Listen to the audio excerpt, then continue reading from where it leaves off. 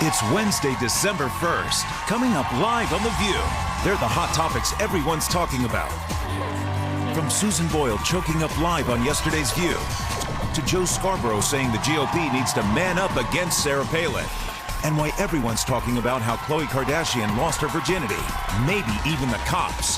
Plus, David Hasselhoff's telling you about turning the cameras on his family for a new reality show, turning into a stage dad to his daughters, and they're revealing if dad ever had them turning red.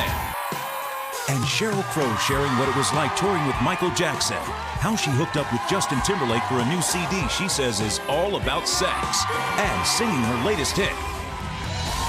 All that, hot topics and more, coming up live on The View.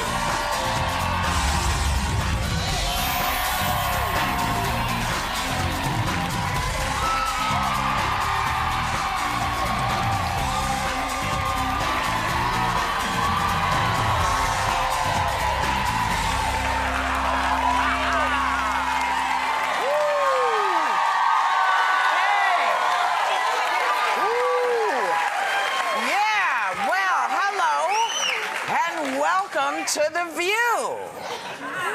Hey, Elizabeth, welcome back. Hi, thanks. I missed you all. Missed you, baby. Yeah, I've been in a turkey coma for, a couple days after Thanksgiving. Well, you look good. Thanks. I missed you all. And we're sort of a Christmas combo. That was an accident that we're Hanukkah. Happy first day of Hanukkah. Right. That's right. Tonight starts Hanukkah. I just have to say it's not taken away from Happy Hanukkah. But you always talk about, it's the first day of the holiday, and you and Steve, holiday stuff going on. What are you referring to, She's trying to get you to talk about sex, baby. I like to remind Joy when the holidays come. Steve. You don't think Steve is reminding her enough? But sometimes you need a woman, you need a friend to come in your ear and kind of confirm some stuff. Get off my case, okay? It's a Jewish holiday. That's it. You see, I'd stop. I'd stop. She's Italian. She don't play. Speaking of another woman who, yes, yay for the Italian women. I have to start with another woman. I shall remind you that 55 years ago, history was made today when Rosa Parks refused to give up her seat to a passenger on an Alabama bus. With a huge act of defiance that became a defining symbol of the civil rights movement. It is 55 years ago today. Wow. It's kind of amazing. So let's really talk about now what people have been chattering about all night. The phone was ringing, people up in my face trying to email me. Susan Boyle was here yesterday, and her live performance of the Christmas carol, Oh Holy Night, made headlines when it didn't go as she planned. Take a look.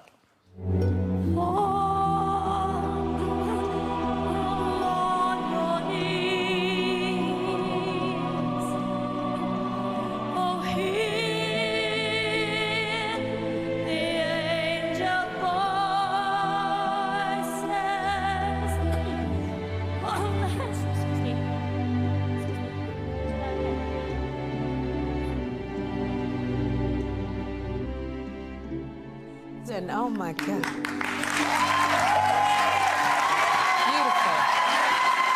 She's the only one who says, oh my God. Oh, my goodness. But we want Susan Boyle to know that she has an open invitation to come back here anytime and sing whatever she wants to sing.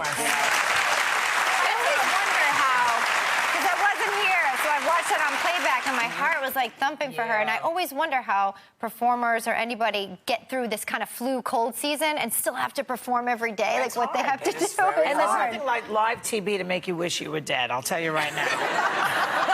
we gotta ask Sheryl Crow, because she's here today, so we can ask her how she does it. But it's a thing they of perform together. It's interesting because people think that maybe they're lip syncing when they're here. No, people are singing live. This is live. It's live. Even that little kid that with the big voice, what's her name, Jackie Ivancho? People think she lip syncs. She doesn't lip sync. We're here. She's singing that kid. But you it's a weird thing, but she's singing. You made an interesting comment because we see so many professional singers, and when it's live, it's that thing of the show must go on. And you keep, unfortunately, Susan Boyle had that frog in her throat. That's that cough that just won't, you try to make it stop. You can't go on with the frog. You can't go, but I'm sure. Until he turns into a prince. But I'm sure we have seen performers who keep going despite some stuff. And you made a comment. You said, in a sense, though, she's just learning how to do all this stuff. She's still an amateur. In a way, she is. Professional do That's either. the charm of the woman, I think, in a way, Sheryl that she's really sort of like a, still a diamond in the rough. The woman, yeah, but the bottom line is, if you can't sing the note,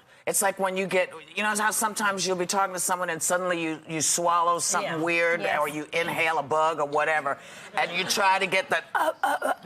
Sometimes you can't go on, and you have to. A professional who cannot sing, whose voice is not there to sing, will start a note, and if they can't hit it, they're not going to go worse. Would they say, you know what? Because she also was having problems with her throat earlier. Would a professional had said, you know what? I can't do the performance because I know my instrument. Yes. And I think if you're just starting out, you can't afford to miss a day, like a new job, like you don't want to miss that opportunity. And she came across the pond, remember? She was in London. Yeah, that's right. So she flew all the way over here to do this. I mean, because she is a fan of ours. Yeah. So she wanted to do it for us. And so, you got to tip your hat to her. Remember with Celine Dion, when we did The View in Vegas, and she had her thing, and they said, I think we had Bette Midler on. Who do we have on the show that week? But she was saying that she took... I don't remember, but Celine Dion. No one remembers. I can't remember. Celine Dion in her dressing room, she had like a humidifier going 365 days a year. She had this temperature control set. So, when you're a professional, you know how to take care of your instrument. People should know that. The managers and people around her. I think you're missing the point. I don't think there was anything she could have done that would have. Oh, okay. Okay. I guess we got a singer here who's like, yes, you're right. Well, I think under the circumstances that she found herself in, I don't think there was a way she could get through it. But check this out. Morning Joe host Joe Scarborough says GOP leaders have a huge problem because their most talked about figure is Sarah Palin, who he calls, quote, a reality star who cannot be elected president, and goes on to say Republicans have to man up and start speaking out against her. Why can't they woman up? Yeah, that's what I say, too. Well, I think Joe's being a little Joe might be being a little transparent here in terms of how much he may want that bid, too. He's been mentioned as a possible running mate with Bloomberg. I think he's trying to stir the pot a bit, too, and get some attention, and I don't necessarily think that... her qualifications are as slim as some want to make them out Elizabeth, to be. she's been turning on the Bushes now and Ronald Reagan. It's like they're not the real Americans either. 2 people in Alaska are the real Americans, according to this woman.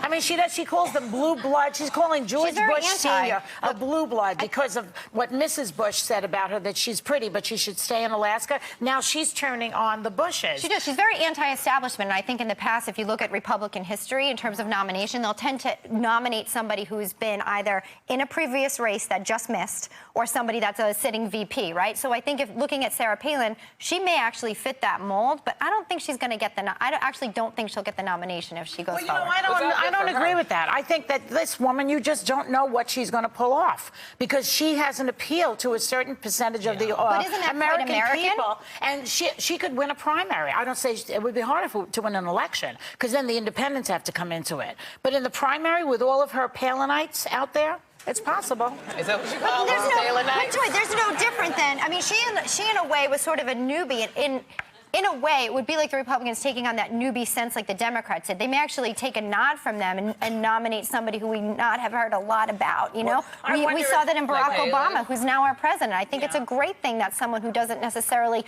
go with the flow or have been in the press and political mainstream for a long time get the nomination. This idea that she is, that she's a maverick is kind of wafting away now because she is becoming a moneyed person because she's doing a lot of different stuff. She's raised a lot of money. And now she is part of that establishment, which she talks so oddly about. And maybe she's lashing out at Barbara Bush, but I wonder funny how when people come and say they're anti-establishment and then you get in there and you get documents that you weren't privy to, and then you become part of that. You start out one way. That's what she's becoming, though. She's becoming a rich woman. I don't think she's the person to watch. I think she's going to be the person to fuel whoever is getting the nomination, but I think we're looking at probably a Mitt Romney, maybe a Bobby Jindal. Well, we'll see what happens. I just wonder if he would have gone after her, or if he's telling other Republicans to go after her now, because Joe Scarborough. Oh. Because John McCain also, she's brilliant. Oh, please. Yeah, but where was he before? I mean, where was he before? Was he always anti-Sarah Palin? No, he wants to stir the pot because he wants to get a nomination, too. I think so. I love it, but I know here's my question. Would he be stirring the pot like this if she were a man? Well, he but wouldn't be Joe's telling people always to man been up. outspoken. I mean, so I don't know. But telling them to man up, I mean, it's like, what? So what did the female Republicans do? They got to grow. Maybe so. Please. Okay. Now listen, for the upcoming movie, The Hobbit was fired apparently for seeking light-skinned actors to play hobbits. Now she denied she was being racist, saying, "quote, you've got to look like a hobbit." Now I don't know what would be right. Look like? I don't even know what a hobbit looks like. Well, they're about that tall, their feet are about that big, and for the last couple of movies, they look like sort of wider white guys. Well, how are you going to find people to cast in those roles? Well, they found them. Short Big-footed, people wide with white big guys? humongous feet? Well, listen, they made 2 movies, so somebody was in them. But somebody, you know, it's interesting because it'd be different if you were like searching for an African tribe. Then you're looking for a certain, you know, ethnicity. But this one, when I read the books, I read all of the books when I was a young girl, I just pictured all kinds of hobbits. So this looking for, like, somebody told this casting director they wanted light-skinned Well, you know hobbits. what? Maybe She's not. Or taking the maybe fall. she just said there's a lot of hobbits and fairies and all kinds of stuff here. Let me see if I can, you know, just darken it up a little bit. The same way that they did over at the Magnificent, where the Rockettes are. Yes. The Rockettes used to be all white So because you're it was saying- all... I'm asking all white. And then suddenly there was like racket, gee, racket. And it was a slow introduction of the change, because the whole reason that the gentleman that created the Rockettes said the whole reason that they were supposed to be uniform, and that's why there were no deviations from that uniformity. I was trying to clarify. Oh, so you were saying that this might be a good thing that she was saying a light-skinned hobbit? Yes. Because we kept saying all the hobbits were all white. Well, yes. So let's get some light-skinned, because you can't all of a sudden just put a real dark one in there. Because it'd be like, hey! Oh, so she was doing a good thing. I was getting her He must be a wood hobbit. So she's getting fired for doing a... Oh, okay, I got you. Working on the big feet and the big ass. I don't see where they're going to find these about guys. their behinds. Listen, tourists visiting China have been surprised to see a product on the shelves called black people toothpaste. Now, originally, when this first came out, and this has been around since the 30s, 40s, so you have to know this is a very old product. And Procter & Gamble is the company that does them. They also sort of look after a lot of shows on our network, including us. So we want to not be disrespectful, and their response to this is that there are different perspectives on this issue. But my question to Colgate would be, in 2011, which is coming up, or 2010 will stay present, are there no other sort of images of black people you could put on the toothpaste? I mean, it has to be with the top hat and the sort of minstrel groove. I mean, I just kind of wonder, because very few of us see folks in top hats and stuff. So I'm just wondering if there's maybe something else. Isn't this going on what you were saying in the last conversation, which it's a gradual thing that they're doing? Because it in 1985. It started out being dark, and it was Darky. Toothpaste, And then they changed it. Yeah. Colgate bought a percentage, the interest in it, and they changed it to Darly instead of Darky. They lightened them up. But I'm going, is there enough people... I'm sorry, my bad. It's Colgate-Palmolive. I'm so sorry. But what I'm wondering is, because there's an outrage over here in the States, but are there enough people over in China, and I say like enough black people in China to say we don't like this? Because people are buying the toothpaste. It should also be, Sherry, on the heels of that, not just black people in China that are saying we don't like this. It should be everybody standing up and saying we don't like this. Wait a minute. This is an American company. This is an American company. Don't they have a little bit of responsibility to say, you know what? We live in 2010 in the U.S., and probably maybe we could find a better, I don't know, representation, and does it have to still be Darly? Why don't they change it to Charlie? Clearly, it's not a black and white issue It's in not there. Charlie, but look at the picture. But I'm wondering, with so many products, It'll be an ongoing conversation, and we hope that Colgate-Palmolive will take a look at it, because it is 2010. We'll be right back with more Hot Topics.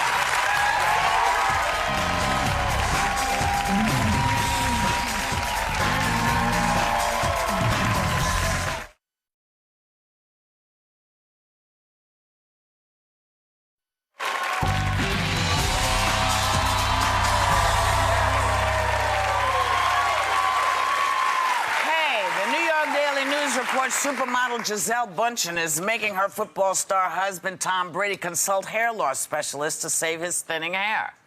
Oh, don't make him do that. He's with a supermodel. Do you expect it?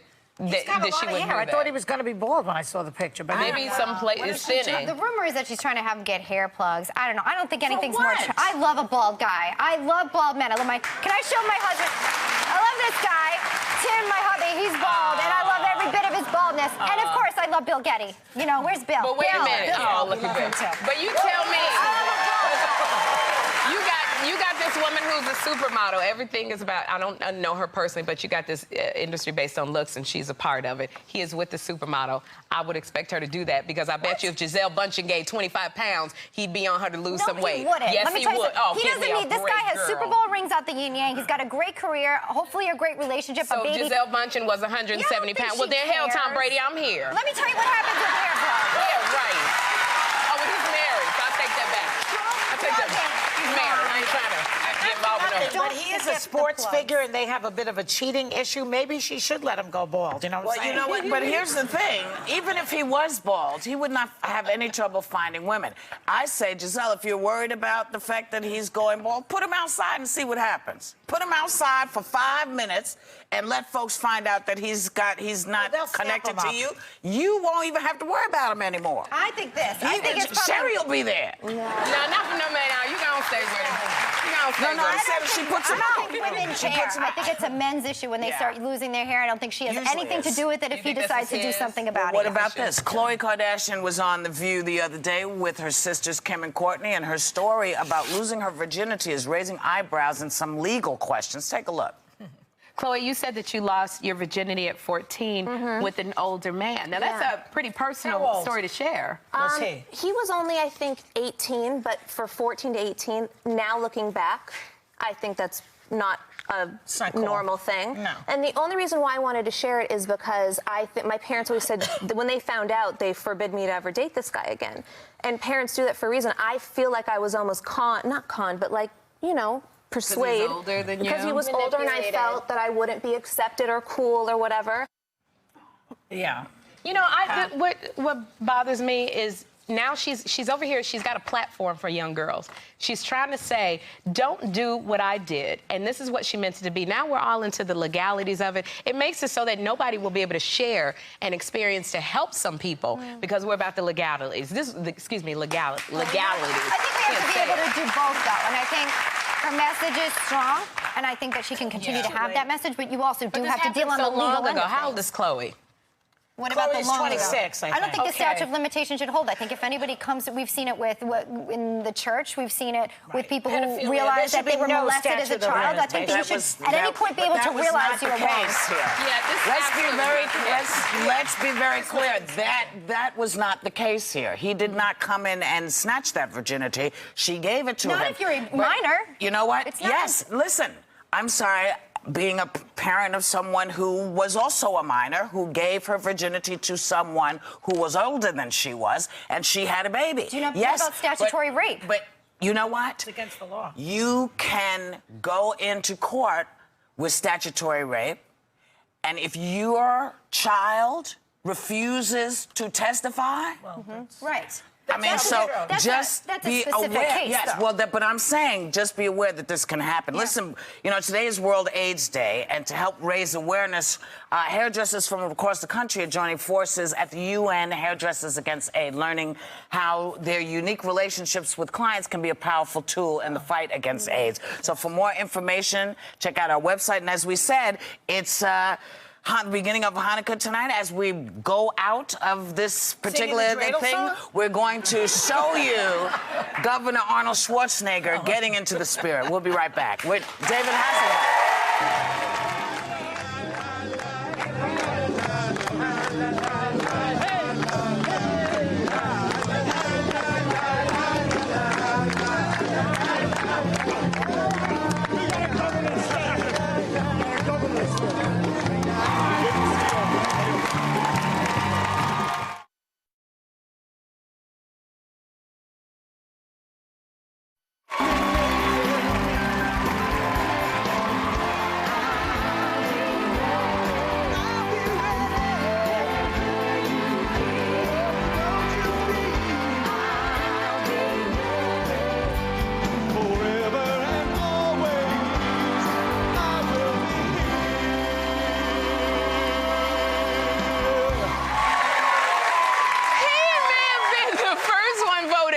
but he got the last word with his show-stopping performance on the Dancing with the Stars finale. And now he's got his daughters in on the act with their new reality show, The Hasselhoffs. Please welcome David Hasselhoff and his daughters, Haley and Taylor Ann.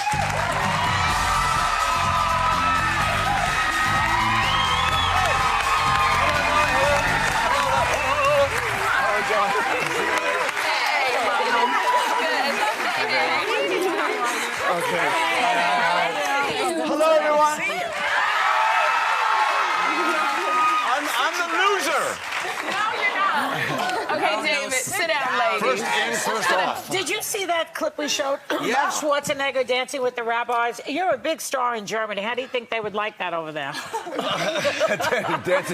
Well, you know, I brought down the Berlin Wall. There's a wall to be brought down over there as well. That's right. It's fun, though. Would you do? I think it was so much fun to watch. Yeah, you know, it's a lot of fun. Yeah. Dancing with the Stars is fun, too, but it's a lot of work. It was a lot of work, and I have to say... It lasted 10 seconds. Exactly. We watched this show. We were in shock when you were the first one voted off. I mean, I was just like, I really thought, is this show rigged? Because David Hasselhoff is kicked off first. How was that? You know, I felt really bad for Kim because she really worked hard. I told her it takes me 3 weeks to figure out 5, 6, 7, 8. And once I get past 3 weeks, I'm really good. Me too. And, you know, we were at 3 weeks, and we were off, you know. And, you know, she said she wouldn't go out with me unless we got voted off or we won. So I went out in the first round. That's good. That's good strategy. I love that you came back for the finale and kind of like mocked the fact that you were voted off. We saw a little bit of the intro. So you didn't get upset like Bolton. No, you know, Michael Bolton was ticked. Yeah, well, you know, the judges say these cornball things to us, like, you know, you were a poopery of insanity. What the hell is that? It's a potpourri, for God's sakes, Bruno. I'm working my ass off. You're a poopery of insanity. I said, butcher it up, dude. You know, God. I mean, we're working our butts off. You know, Michael Bolton had a right to be pissed. We worked our butts off. Yeah. The best part about it was I got to leave. But from that moment on, I swear, so many people watch that show. I'm no longer the Night Rider. I am, you were robbed. Yeah. You were robbed. I was going, stop it. I love Night Rider, Night Industries 2000. I watched the whole kit and special. I have it all in my head. I have to talk about this calendar, though, that you're doing to promote the show, which I think is great, because you have such a great sense of humor about your life, about you. You don't take anything too seriously. Come on. This is, I mean, really. We should it's really new to us. Yeah. That's my favorite. Hasselhoff. Hasselhoff. Haley, is your dad really as crazy as we see him in this calendar all the time?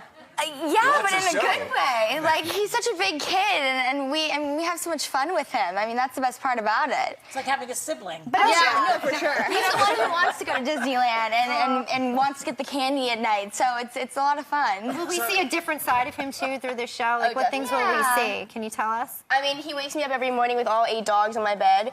They all live outside. They come inside. Hello, good morning. It's like 5 a.m. in the morning. I'm like, Dad, can I just have 1 more hour of sleep, you know? He's downstairs making eggs. He's a great father. We have so much fun together. Yeah. No, the show really is kind of like, you know, kind of like, so much has been written about me, and so much has been, when you're on a talk show, you can only have like 3 or 4 minutes to say who you are. Yeah. This is kind of our half-hour commercial of who we really are. And I said, I was laying in bed going, this is great. You know, we can show people who we really are.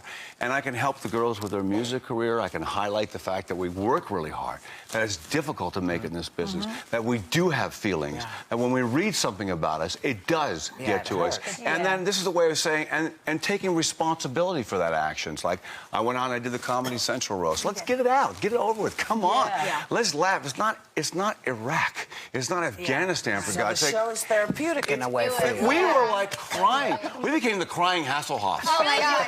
It's like we do the scene, she got huge at first TV, oh, and then she lost huge, oh. We're crying about everything. I wanted to ask the girls, because you guys, you both want to pursue careers in the music industry, and you do have a band called Bella Vita. Am I saying that right? Yes. Now, you're the ultimate fan, David. You help your girls. You're a big ham on stage with them. We have a clip that we want to show of when you girls first started out. Let's listen. Think in terms of who you are. This is the band. 2, 3, 4. Turn it up, turn it up, turn up the radio. Turn it up, turn it up, let the speakers blow. Turn it up, turn it up, turn up the radio now. Now, now, now, now, now, now, now.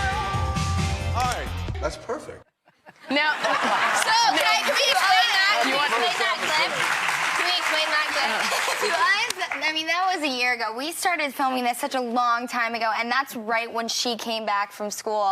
And well, you'll see. But I mean, that's like so rough. That's a really good It's so hard seeing us like that. What I want to ask you, though, ladies, is seeing what your father has gone through in Hollywood, the ups and the downs, does it make you say, yeah, I don't know if I want to go through that? I mean, he's gone through a lot, and people That's have come a really after him. small price to pay when you're living your dream and when you're doing what you love to do. You know, I mean, that's going to happen. It's going to happen in the entertainment business, no matter what. But that's the smallest price to pay when you do what you love. When anybody does what they love, there's always going to be that one little thing that's going to always itch at them, but they get through it, and that's what it is in this business. Well, what are you doing in this thing I found of you on the web this weekend? Let's look at this picture. What is this? Oh, no. What the hell? Oh, good. Oh, good. That's good. Yeah. I was going to say, what did you find? No. Yeah. No, you really scared me for a second. No, I would do that. That's off the hook. Yeah. I'm in London on the 100th anniversary of the Wimbledon Theatre, and I'm honored to play in Peter Pan. I'm playing Captain Hook. You look great. I come out. And you know what? Life's about a journey and playing the cards that are dealt. And my very first show was Peter Pan. Oh, yeah. And now at 58, I'm off the hook. David, you know what? We so love it when you come by. You just bring such a joy to the set, and thank you for bringing your late. And congratulations on the show. The Hasselhoffs premieres this Sunday night on A&E. Check your local listings for times. We'll be right back with Sheryl Crow.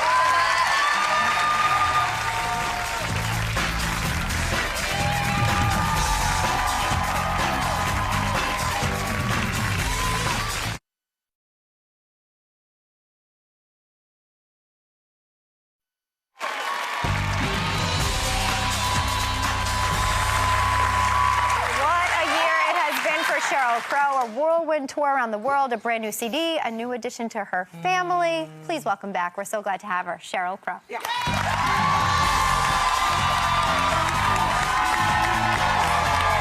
You've got a lot going on, Mama. Oh, my God. You look great.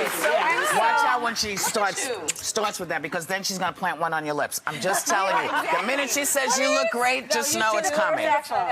You know, we're talking last night. I know you were at Rockefeller Center for the tree lighting last night with Susan Boyle, who we were talking about in Hot Topics. How'd she do? Oh, my heart went out to her when I saw that. I know.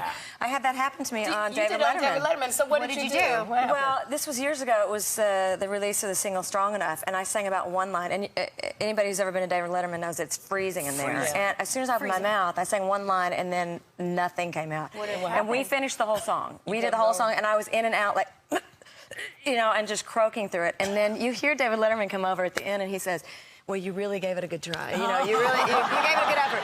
And then they let me redo it. Oh, so then we do a perfect version of it, and you see David Letterman come over and go, well, you gave it a good try. like, oh, wow, that really sucks. I don't believe that it's that bad, because you are such a talent. I have to say, you've got this new CD. I mentioned that you've been in, what, 41 cities across the globe this year. That's a lot. You're raising a 3-year-old boy, Wyatt, who's adorable, and then you just welcomed a 6-month-old little guy, Levi, right? Yes, is his name? Into your family. So, I mean, do they tour with you? We are a traveling circus. You know, you see all the glamorous things about being on a tour bus, and it's like a big party, but our bus literally is diapers and bottle warmers and toys and books and... So you come from this too. Yeah. I mean, you pick up your house and you put it in the bus and you move it. Yeah. Okay, but now you come from a very large family. You got 4 siblings in your family. So do you want to add to the 2 you got? I'd love to have 12 kids, but I'm getting up there in age, so. And I have to say, I'm tired. I mean, I don't know how moms do it. I was talking to my mom the other day. She had 4 kids. She had no help. 2 kids for me is... It's chaotic. Yeah. It's crazy. It's a big you have a big career going on at the same time. Well, I mean, that's it's a lot. I forget about that aspect. Yeah. I still think it's hard. I noticed that on your album, one of the songs, the guitar player is the great Keith Richards. Yeah. I'm just wondering, do you know him very well? He's still brilliant. I know him pretty well, yes. And I was just wondering, if you didn't know that he was the famous Keith Richards, a Rolling Stone, would you allow him to babysit with you? That's Let's say you just saw him come into your room. Probably. Would you leave him with your children? Probably not. I can guarantee you that if he babysat, that Levi or Wyatt would have like fishing tackle hanging from their hair by the end of the day. Oh, funny. Probably not. What about Justin Timberlake? Because isn't Justin Timberlake on one of the tracks too? He did background singing. As long as I could be there to assist. I love the fact that he's on one of the tracks too. I think he's great. Now, how did you make this happen with Justin Timberlake being one of your backup singers? Can I tell you? Well, we were dating at the time, and There you go, Mama. no, he was at the studio where I was working, and I grabbed him in the hallway and said, "I want you to come hear this." And we just recorded a very kind of Al Green version of "Sign Your Name," which is a Terrence Trent song. And he's from Memphis, so he listened to it and he said, "Wow, you know, I'm from Memphis." And I said, "Yeah." And he said, "Well, I want to do the backgrounds on it." And a few days later, he came in and. But I have to tell you, it's really funny, and I don't know, he may see this, he may not, but. It's funny when you get to be in my business. You don't have to grow older or whatever. You know, you have like an arrested state of maturity. And I'm standing there with him and thinking, he is darling. I mean, we would get along great. And then I go, well, I'm old enough to be his mom. I mean, you just forget, you know. You're 48 and he's 26 or something. Well, you know, cougarness is very outre these days. How do you feel about that? I've dated younger men. Not that much younger, not 20 years younger. I think people, when you get to a certain age, it's not that big of a deal. But I do think there should be a name for men. We always called it bird dogging. When I was in college, like when an older man came in, I was waiting tables, and older man would come in and fire on you. Like he's a bird dogger. He's bird dogging. Yeah. Well, I think dirty old man is they Dirty old man. That's a good term. I want to bring this back around for you.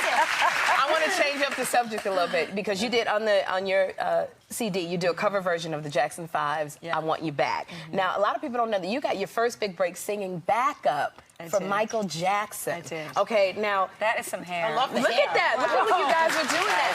What year was that?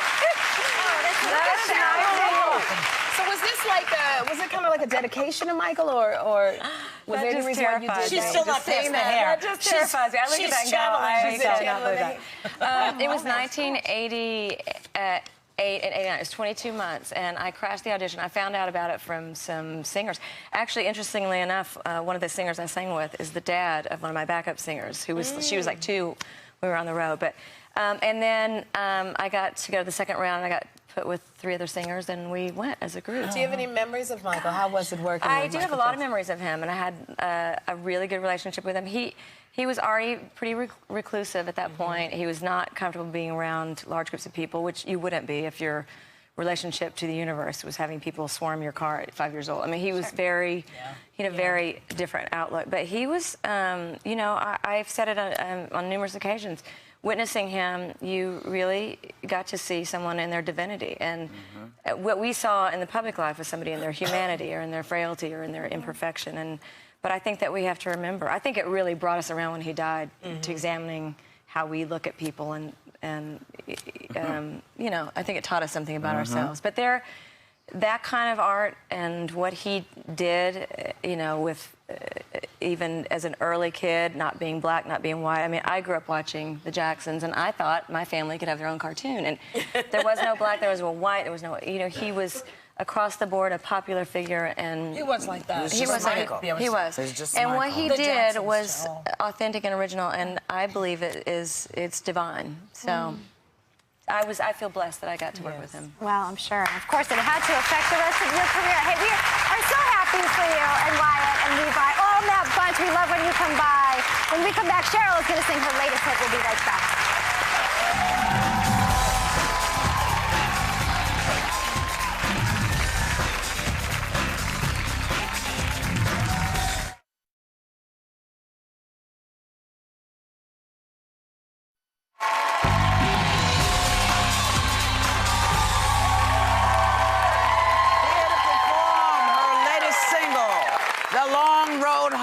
From her new CD, 100 Miles from Memphis. Please welcome back the amazing Sheryl Crow.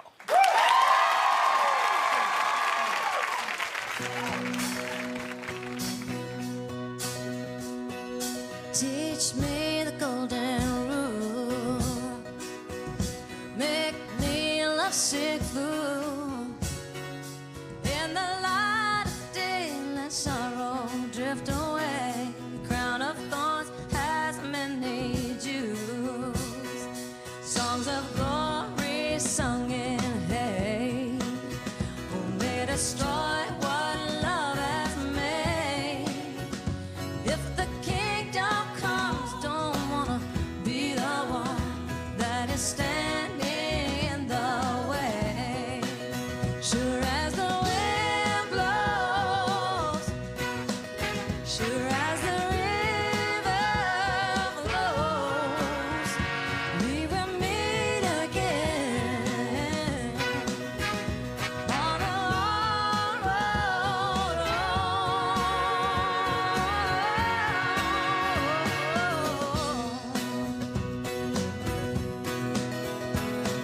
They say they've seen his face. They say he's called their names. I have heard their lies, I've heard people cry. Time has come, it's getting late. Sure as the wind blows, sure as the river flows, we will meet again. Oh, yes, we will. On the road.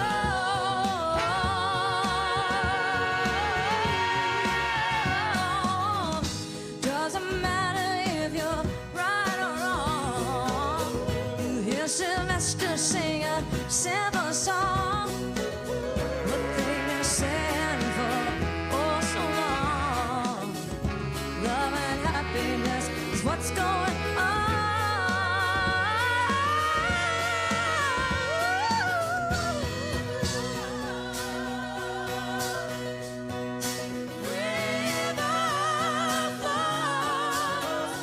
we will meet again. Oh, yes, we will.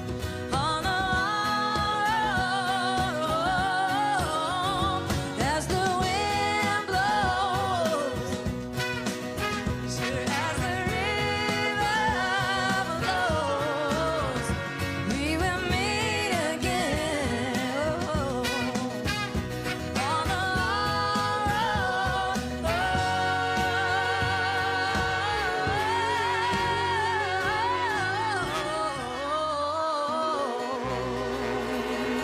oh, yes, we will.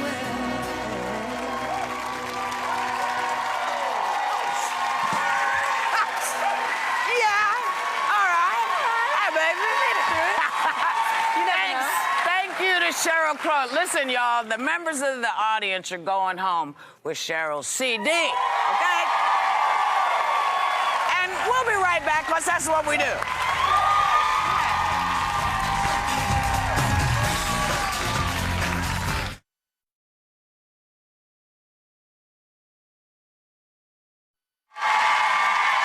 Christmas is just 25 days away, and to help you get ready, members of our studio audience are going home with the ABC Family Holiday Tree Decorating Kit. Wow.